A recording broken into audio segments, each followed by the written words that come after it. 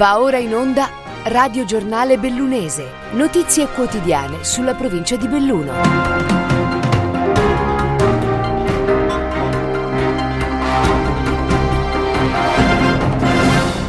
Benvenuti a un nuovo appuntamento con il Radio Giornale Bellunese, questi fatti che affronteremo nell'edizione di oggi di martedì 26 aprile 2022. Festa della Liberazione, cerimonia ieri mattina in Piazza dei Martiri a Belluno, una celebrazione all'insegna del ricordo storico ma anche dell'attualità. Una giornata, alle parole del sindaco del capoluogo Jacopo Massaro, inutile se è soltanto celebrativa, mentre è fondamentale se ci aiuta a rinnovare il nostro impegno civile. C'è la necessità da parte di tutti, ha sottolineato Massaro, di essere più profondi nell'analisi di ciò che avviene nel nostro mondo, perché questo ci serve per capire le logiche che hanno portato alla nostra libertà di oggi. Non possiamo dimenticare che esistono dei valori rispetto ai quali non possiamo permetterci di fare dei distinguo. Libertà, diritto alla pace e anche di vivere pacificamente nel proprio paese. Nessuna controversia, ha proseguito il primo cittadino, può essere risolta con l'uso della violenza. L'aggressione non può mai essere giustificata e se siamo qui lo dobbiamo a chi ha dato la vita per la libertà. L'orazione civile dell'ANPI, l'Associazione Nazionale Partigiani, è stata affidata a Don Albino Bizzotto, guida dei beati costruttori di pace. Siamo tutti dentro a una grande resistenza, le sue parole, bisogna continuare a lottare per la libertà. Se siamo qui tutti insieme è grazie al sacrificio di chi questa lotta di liberazione l'ha fatta. Sono circa 34.000 gli ungulati presenti nel Bellunese, questo è il dato emerso dal report sulla stagione venatoria 2021-2022 presentato ieri alla festa del cacciatore svoltasi a Longarone nell'ambito della fiera Caccia Pesca Natura. La specie più presente è il capriolo con 12.870 esemplari, a seguire il cervo negli ultimi anni in forte aumento, impossibile invece quantificare i cinghiali, anche questa tuttavia una specie in grande crescita.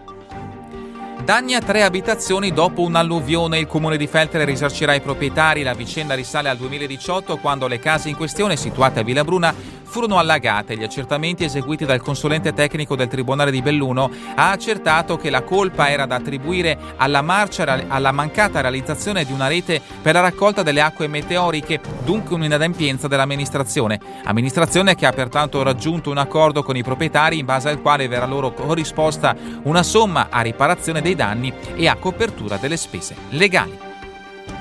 Solidarietà, prosegue la campagna di Insieme si può per aiutare le famiglie bellunesi in difficoltà socio-economica. Raccolti nel 2021, grazie al progetto denominato La povertà a casa nostra, circa 130.000 euro destinati a 183 nuclei familiari residenti in 30 comuni del territorio. Aiuti che hanno riguardato le spese alimentari, quelle legate all'abitazione e alle utenze domestiche, le spese mediche e quelle scolastiche. Da inizio 2022 invece le famiglie seguite sono 68. Passiamo allo sport, calcio, Serie D, turno infrasettimanale per la Dolomiti Bellunesi che domani sarà in trasferta nel Veronese per affrontare il Cagliero Terme, avversario che in classifica è avanti di 4 lunghezze e a quota 45 punti, occupa la 6ª posizione mentre i dolomitici sono ottavi. Sfida importante dunque in chiave playoff per entrambe le compagini. Assente tra i bellunesi lo squalificato Tognolo, espulso domenica nel finale di partita contro il Delta. Arbitro dell'incontro sarà Matteo Dini di Città di Castello, coadiuvato dagli assistenti Gianmarco Cardinali di Perugia e Mauro Tobretti di Foligno. Fischio d'inizio alle ore 15. E sempre a proposito di calcio, domani il Longarone Alpina si giocherà la finale di Coppa Veneto di prima categoria contro i vicentini delle Due Ville. A Cairano, con match al via dalle 20:30, ci sarà in palio il trofeo regionale con gara unica. Tra domani e dopodomani inoltre sono in programma anche le semifinali di Coppa Dolomiti, competizione riservata alle squadre di terza categoria, opposte Nogara e Sois e Fortogna Valzoldana.